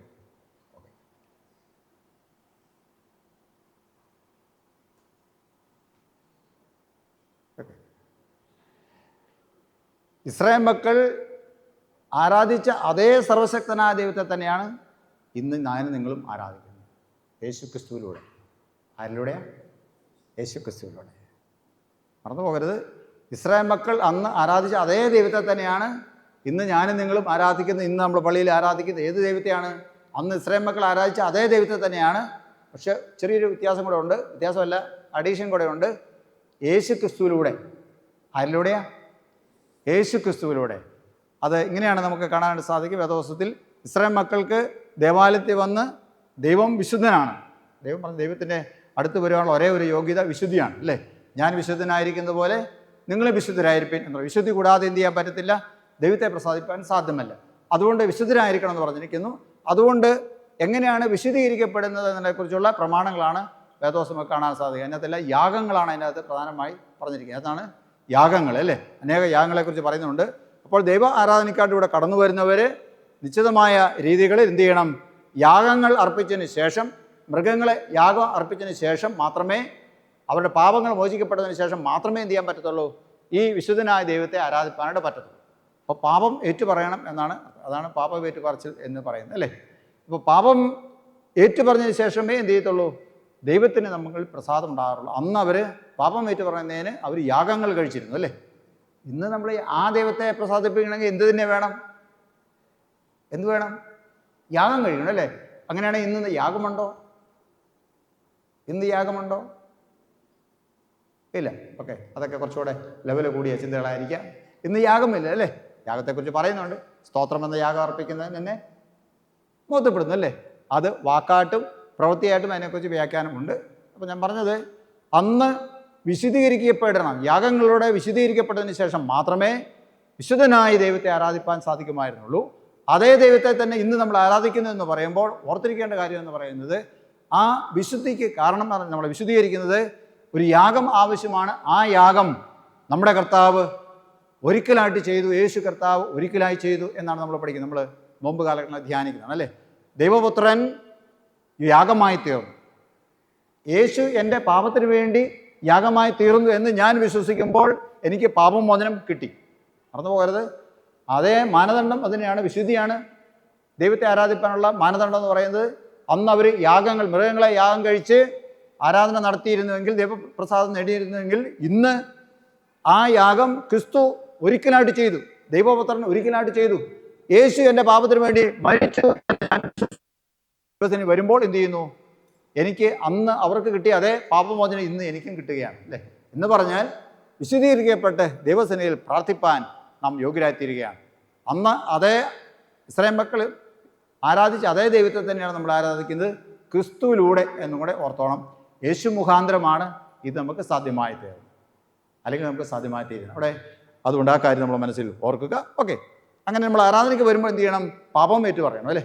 ഇന്ന് പാപം ഏറ്റു പറഞ്ഞു, പാപം ഏറ്റു പറഞ്ഞില്ലെങ്കിൽ എന്ത് ചെയ്യത്തില്ല?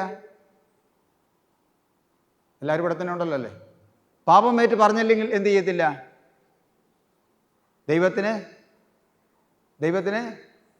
പ്രസാദമില്ല, ദൈവപ്രസാദമില്ല, അല്ലെങ്കിൽ നമ്മുടെ ആരാധന ദൈവം സ്വീകരിക്കത്തില്ല.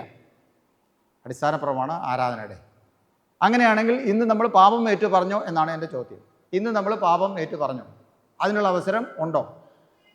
മറ്റ് ചില സഭകളിൽ പാപം ഏറ്റു പറയാൻ അവസരമുണ്ട് അല്ലേ. അച്ഛന്മാരുടെ മുമ്പിൽ പോയി എന്ത് ചെയ്യണം?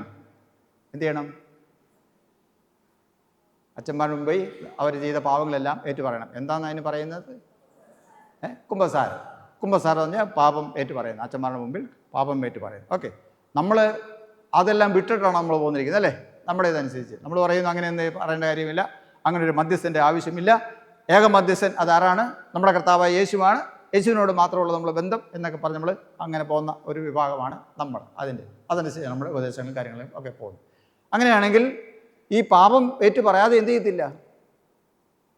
പാപം ഏറ്റു പറയാതെ വിശുദ്ധീകരണമില്ല. അപ്പോൾ നമുക്കും എന്ത് വേണം? പാപം ഏറ്റുപറയൽ ആവശ്യമാണ്. ഈ ദൈവത്തെ ആരാധിക്കാൻ, അവരാരാധിക്കാൻ അതേ ദൈവത്തെ തന്നെയാണ് നമ്മൾ ആരാധിക്കുന്നത്. ആ ദൈവത്തിൻ്റെ മാനദണ്ഡം എന്ന് പറഞ്ഞാൽ വിശുദ്ധിയാണ് അല്ലേ. വിശുദ്ധി കൂടാതെ എന്ത് ചെയ്യാൻ പറ്റത്തില്ല? ദൈവത്തെ ആരാധിക്കാൻ പറ്റത്തില്ല. വിശുദ്ധീകരിക്കപ്പെടാനായിട്ട് എന്ത് ചെയ്യണം? നമ്മൾ പാപം ഏറ്റു പറയണം. ആദ്യം യാഗത്തിൻ്റെ കാര്യം ഞാൻ പറഞ്ഞു, യേശു ക്രിസ്തുവിൻ്റെ കാര്യം, പുത്രനായ ദൈവത്തിൻ്റെ കാര്യം ഞാൻ പറഞ്ഞു. അപ്പോൾ പാപം ഏറ്റു പറഞ്ഞു. എന്തെല്ലാം പാപം ഏറ്റു പറയുന്നില്ലേ. നമ്മൾ പാപം എല്ലാം ഏറ്റു പറഞ്ഞിട്ട് ആരാധനയ്ക്ക് കൂടി കമ്മ്യൂണിന് കൂടാൻ പോകാമെന്ന് പറഞ്ഞാൽ എന്ന് പോകാൻ പറ്റും? എന്ന് പോകാൻ പറ്റും? ചിലർക്ക് ചിലപ്പോൾ നേരത്തെ പോകാമായിരിക്കും, ചിലർക്ക് വളരെ താമസിച്ചേ പോകാൻ പറ്റും അല്ലേ. ചിലർക്ക് കമ്മ്യൂണിന് കൂടാൻ തന്നെ പറ്റത്തില്ല, കാരണം അത്രയുമാണ് കാര്യം. പക്ഷേ അതിനൊരു മാനദണ്ഡം വിദ്യാർത്ഥി വെച്ചിട്ടുണ്ട്. നമ്മുടെ ആരാധനക്രമത്തിൽ നമ്മുടെ സഭാപിതാക്കന്മാർ ആരാധനക്രമം ഉണ്ടാക്കിയപ്പോൾ അവർ പറഞ്ഞു ഈ രീതിയിലാണ് ആരാധന ക്രമീകരിക്കേണ്ടത്. ഓക്കെ, പാപം എന്ന് പറഞ്ഞാൽ എന്താണെന്നറിയാമോ? പാപം എന്ന് പറയുന്നത് വളരെ സിമ്പിളായിട്ട് പറഞ്ഞാൽ കൽപ്പനയ്ക്ക് വിരുദ്ധമായുള്ള പ്രവൃത്തിയാണ് ഏത്, അല്ലെങ്കിൽ കൽപ്പനകളുടെ ലംഘനമാണ് പാപം. ഓർത്തിരിക്കുക, കൽപ്പനകളുടെ ലംഘനമാണ് പാപം. ഇപ്പോൾ ഏതെങ്കിലും എത്ര കൽപ്പനയുള്ളത്? 10 കൽപ്പനയേ ഉള്ളൂ.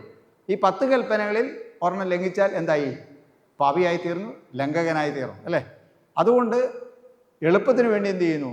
ഇതിനെക്കുറിച്ച് ഓർമ്മപ്പെടുത്താൻ വേണ്ടി ഇന്ന് അച്ഛൻ എന്ത് ചെയ്തു? 10 കൽപ്പനയും വായിച്ചു. 10 കൽപ്പന വായിച്ചതിന് ശേഷം എന്താ പറയുന്നത്?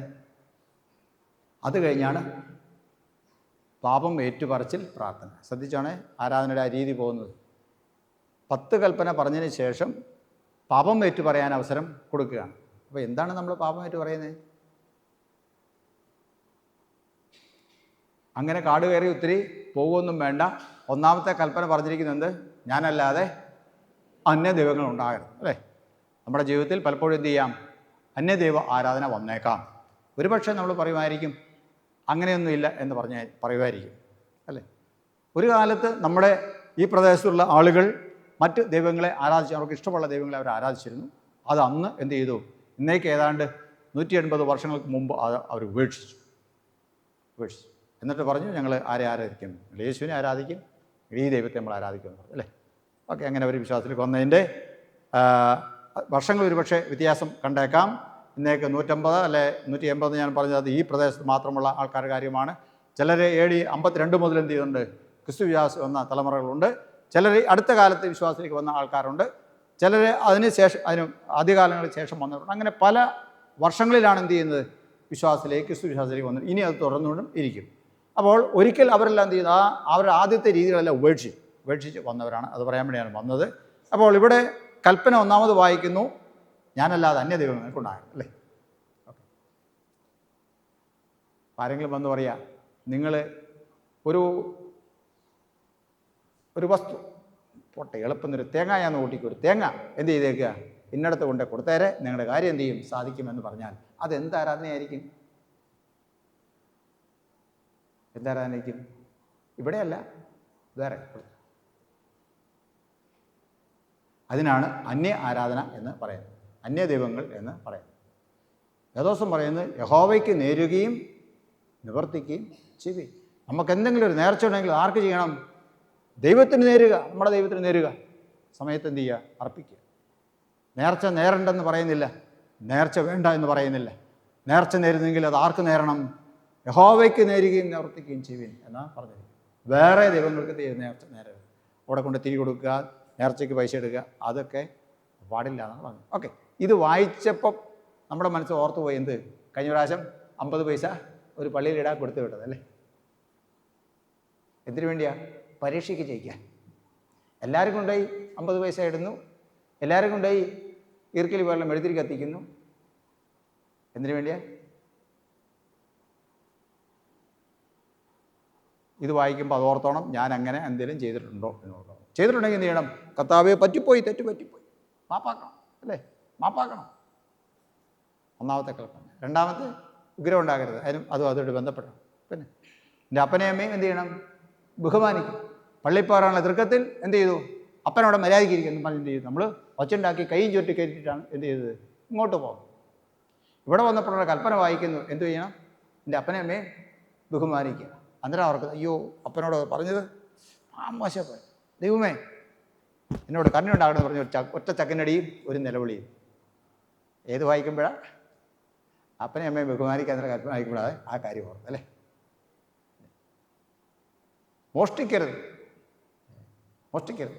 നമ്മൾ ഫോൺ ചാർജ് ചെയ്യാൻ തോർത്തിയില്ല, അതെങ്ങനെ കറങ്ങി നടക്കുമ്പോഴാണ് പപ്പായുടെ ഷർട്ട് കിടക്കുന്നത്. നോക്കിയപ്പോൾ അതിൻ്റെ അകത്ത് പൈസ കിടപ്പില്ലേ? ഒരു 100 രൂപ പൊക്കി എടുത്തു. അങ്ങോട്ടും ഇങ്ങോട്ടും നോക്കി, ആരുമില്ല. പൈസ എടുത്ത് പൊക്കിയപ്പോഴാണ് ഓർക്കുന്നത് ഏത്? എന്താ? ഏത് കൽപ്പനയാണ്? മോഷ്ടിക്കരുത്, അല്ലേ? അപ്പോൾ തന്നെ അതിൻ്റെ തിട്ടം നോട്ടിക്കുക. അപ്പോൾ അവിടെ ആ മോഷണം പ്രക്രിയ നമ്മൾ ചെയ്തില്ല, അല്ലേ? പ്രവൃത്തി ചെയ്തില്ല. മോഷ്ടിച്ചിട്ട് ഇവിടെ വന്ന് ഫോണും ചാർജ് ചെയ്തിട്ട് നമ്മളിങ്ങനെ ഇരിക്കാമെന്ന് വിചാരിച്ചോ? അന്നേരം എന്താ ഓർക്കുന്നില്ല? മോഷ്ടിക്കരുതെന്നാണ് പറയുന്നത്. കാര്യം പറഞ്ഞാൽ നമ്മുടെ അപ്പൻ്റെ ആണ്, നമ്മുടെ തന്നെയാണ്, ഒക്കെ ശരിയാണ്. എന്ത് ചെയ്തിട്ടില്ല? അപ്പൻ്റെ അറിവില്ലാതെ എന്ത് ചെയ്തിരിക്കുന്നു? നമ്മളത് എടുത്തിരിക്കുകയാണ് മോഷണം എന്ന് പറയുന്നത്, അല്ലേ? ചെറിയ കാര്യമാണ് മോഷണം എന്ന് പറയുന്നത്. ഞാൻ പറഞ്ഞത് ഈ കൽപ്പനകൾ വായിക്കുമ്പോൾ അതിനനുസരിച്ചുള്ള തെറ്റുകൾ നമ്മിൽ വന്നു പോയിട്ടുണ്ടെങ്കിൽ എന്ത് ചെയ്യണം? അത് ആ സമയത്ത് തന്നെ ഏറ്റുപറയണം. അതിനാണ് അത് പറഞ്ഞു കഴിഞ്ഞിട്ട് എന്ത് ചെയ്യുന്നുണ്ട്? കുറച്ച് സമയം മൗനമുണ്ട്. അതിനുശേഷം കൃപാമൊഴികൾ പറയുന്നു.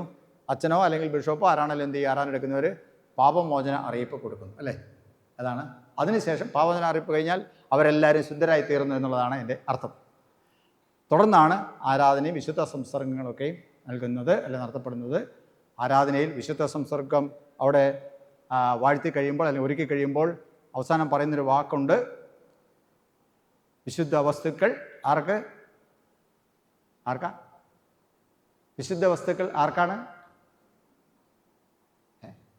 അതറിയില്ലേ? നിങ്ങളല്ല ചോദിച്ചത്, ഇവരോട് ചോദിച്ചത്. വിശുദ്ധ വസ്തുക്കൾ ആർക്കാണ്? വിശുദ്ധ വസ്തുക്കൾ വിശുദ്ധർക്ക്. അതവിടെ പറയുന്നു. അതങ്ങനെ അത് പറയുന്നില്ല എന്നുള്ളതാണ് അതിനകത്ത് ഐദർ ഓർ എന്ന് പറഞ്ഞാണ് അത് കൊടുത്തിരിക്കുന്നത്. ഇതിനകത്ത് ഒരു പദമാണ് പലപ്പോഴും ചില ആരാധന നമ്മൾ ഉപയോഗിക്കുന്നതാണ്. വിശുദ്ധ വസ്തുക്കൾ ആർക്കാണ്? വിശുദ്ധ വസ്തുക്കൾ വിശുദ്ധർക്ക്.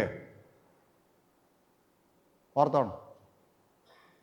അങ്ങനെയാണെങ്കിൽ പാപം ഏറ്റു പറയാത്തവർ വിശുദ്ധരാണോ? മക്കളെ നിങ്ങളൊന്ന് പറഞ്ഞാൽ പാപം ഏറ്റു പറയാത്തവർ, ഈ പറഞ്ഞ അടിസ്ഥാനത്തിൽ പാപം ഏറ്റു പറയാത്തവർ വിശുദ്ധരാണോ? അല്ല. ഓക്കെ.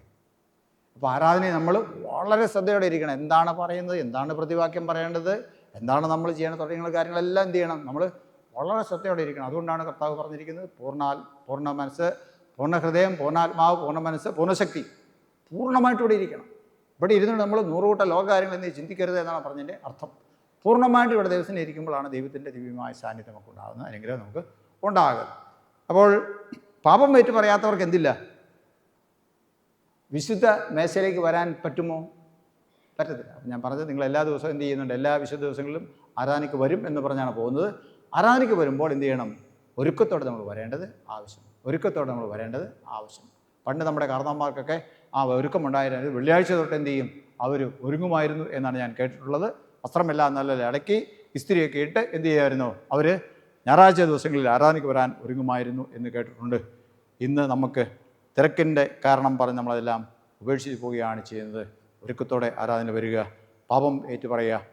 പാപം ഏറ്റു പറഞ്ഞ് വിശുദ്ധ സംസർഗം കൊണ്ടതിന് ശേഷം പുറത്തേക്ക് ഇറങ്ങിയാൽ നമ്മൾ ആരാണ്? ആരാണ്? ആരാ? ആരാ? വിശുദ്ധർ. പള്ളിയിൽ വന്ന് ആരാധന കഴിഞ്ഞ് പോകുന്ന ആൾക്കാർ ആരാണ്? ആരാ? വിശുദ്ധർ. അങ്ങനെ ഒരു തോന്നൽ നമുക്കുണ്ടാകാറുണ്ടോ? അതുവരെയുള്ളതെല്ലാം എന്ത് ചെയ്തു? ഇവിടെ ഏറ്റു പറഞ്ഞു ഉപേക്ഷിച്ചു. പിന്നെ പുതിയ മനുഷ്യനായിട്ട് ഇറങ്ങാം അല്ലേ? ഓർത്തോണം, ആരാധന എന്ന് പറയുന്നത് വളരെ വളരെ നമ്മൾ ഗൗരവമായി എടുക്കേണ്ട ഒരു കാര്യം. ഒരു സൈഡ് ബിസിനസ്സായിട്ട് എന്ത് ചെയ്യരുത് മക്കളെ, നിങ്ങൾ എടുക്കരുത്. സൗകര്യം കിട്ടിയാൽ പോകാം എന്നൊരിക്കലും എന്ത് ചെയ്യരുത്? ചിന്തിക്കരുത്. സൗകര്യം നമ്മൾ ഉണ്ടാക്കുക എന്നുള്ളതാണ് അതിനർത്ഥം. സൗകര്യം ഉണ്ടാക്കി പോവുക എന്നുള്ളത്. തിരക്കാണെങ്കിൽ തിരക്ക് മാറ്റിവെച്ച് എന്ത് ചെയ്യുക? ആരാധനയ്ക്ക് വരിക എന്നുള്ളതാണ് അതിൻ്റെ പ്രധാനപ്പെട്ട കാര്യം. അതാണ് ഇതിൻ്റെ ചുരുക്കം. അതിനുവേണ്ടി ഇന്ന് നിങ്ങൾ എന്ത് ചെയ്യുന്നു? പ്രതിജ്ഞ ചെയ്യുകയാണ് ചെയ്യുന്നത്. ഇനിയും നിങ്ങളുടെ സൺഡേ സ്കൂളിൽ ഒരുപക്ഷെ നിങ്ങൾ കുമാരവകുപ്പിലായിരിക്കും പഠിക്കുക, അല്ല മധ്യവകുപ്പിലായിരിക്കാം. അതിനുശേഷം സൺഡേ സ്കൂളിൽ പഠനമുണ്ട്. സൺഡേ സ്കൂളിൽ പഠിക്കുന്ന കുഞ്ഞുങ്ങൾ എന്ത് ചെയ്യണം? തുടർന്നുള്ള ക്ലാസ്സുകളിൽ പോയിക്കൊണ്ടിരിക്കണം എന്ന് കൃത്യമായിട്ട് ഓർപ്പിക്കട്ടെ. സ്ത്രീധനം കഴിഞ്ഞാൽ സൺഡേ സ്കൂൾ പഠനം തീർന്നു എന്നതിന് അർത്ഥമില്ല. ഇത് സ്ത്രീധന പാഠങ്ങളെന്ന് പറയുന്നത് പ്രത്യേകമായൊരു സെക്ഷനാണ് എന്ന് പ്രത്യേകമായി ഓർപ്പിക്കട്ടെ. മറ്റ് വേദപുസ്തക പഠനങ്ങൾ തുടർന്ന് പോകണം എന്ന് ഓർപ്പിക്കുകയും ചെയ്യും. വാക്യം ഒന്നുകൂടെ വായിക്കാം. ഏതാ? വിശുദ്ധ യോഹന്നാന്റെ സുവിശേഷം 14-ാം അധ്യായം 15-ാം വാക്യം. അത് നോക്കാതെ എന്ന് പറഞ്ഞേ. വിശുദ്ധ യോഹന്നാന്റെ സുവിശേഷം 14-ാം അധ്യായം 15-ാം വാക്യം. നിങ്ങളെന്നെ സ്നേഹിക്കുന്നുവെങ്കിൽ എൻ്റെ കൽപ്പനകളെ കാത്തുകൊള്ളും. ചേർന്ന് പറഞ്ഞേ. നിങ്ങളെന്നെ, എന്നോട് ചേർന്ന് പറയും. നിങ്ങളെന്നെ, ഞാൻ പറയും, നിങ്ങളെടുത്ത് പറയാം. നിങ്ങളെന്നെ സ്നേഹിക്കുന്നുവെങ്കിൽ എൻ്റെ കൽപ്പനകളെ കാത്തുകൊള്ളും. നിങ്ങളെന്നെ സ്നേഹിക്കുന്നുവെങ്കിൽ എൻ്റെ കൽപ്പനകളെ കാത്തുകൊള്ളും. യോഹന്നാന്റെ സുവിശേഷം പറഞ്ഞേ 14:15. യോഹന്നാൻ 14:15 പറയുമ്പോൾ നമ്മൾ എവിടെയെങ്കിലും പറയുകയൊക്കെ ചെയ്യുമ്പോൾ വിശുദ്ധ യോഹന്നാന്റെ സുവിശേഷം എന്നാണ് നമ്മൾ പറയുന്നത്. അത് ഓർത്തോണം. ഓക്കെ. യോഹന്നാൻ 14:15 വാക്യം ഏതാ? നിങ്ങളെന്നെ സ്നേഹിക്കുന്നുവെങ്കിൽ എൻ്റെ കൽപ്പനകളെ കാത്തുകൊള്ളും. ഞങ്ങളത് മറക്കാതിരിക്കുക, പഠിക്കുക. വേദോസ്തലം എന്ത് ചെയ്യണം? എല്ലാ ദിവസവും വായിക്കുക. അല്പസമയം കഴിയുമ്പോൾ നിങ്ങളതിന് വേണ്ടി പ്രതിജ്ഞ എടുക്കുന്നുണ്ട്. അതുകൊണ്ട് പ്രതിജ്ഞ നിങ്ങൾ എടുക്കുന്ന എന്തെല്ലാം പ്രതിജ്ഞകൾ എടുത്തിരിക്കുന്നത് ഓർക്കുക. അതെന്ത് ചെയ്യുക? അനുസരിക്കാൻ നിങ്ങൾ ബാധ്യതപ്പെട്ടിരിക്കുന്നു. നിങ്ങളെ ഒരുക്കി ഇവിടെ കൊണ്ടുപോകുന്ന നിങ്ങളുടെ മാതാപിതാക്കന്മാരെ, ജ്ഞാനപിതാക്കന്മാരെ എല്ലാവരെയും സഭയെ ഒന്നടങ്കം ദൈവം അനുഗ്രഹിക്കട്ടെ. സൺഡേ സ്കൂളിൽ അല്ലെങ്കിൽ ദൈവവചന പഠനം അല്ലെങ്കിൽ ഇതുവരെ നമ്മൾ ശ്രദ്ധിച്ചാൽ ഈ കുഞ്ഞുങ്ങൾ ഏറ്റവും ആദ്യം വചനം ദൈവവുമായുള്ള ബന്ധം പഠിക്കുന്നത് എവിടെ വെച്ചാണ്? അവരുടെ വീട്ടിൽ വെച്ചാണ് എന്ന് ഓർപ്പിക്കട്ടെ.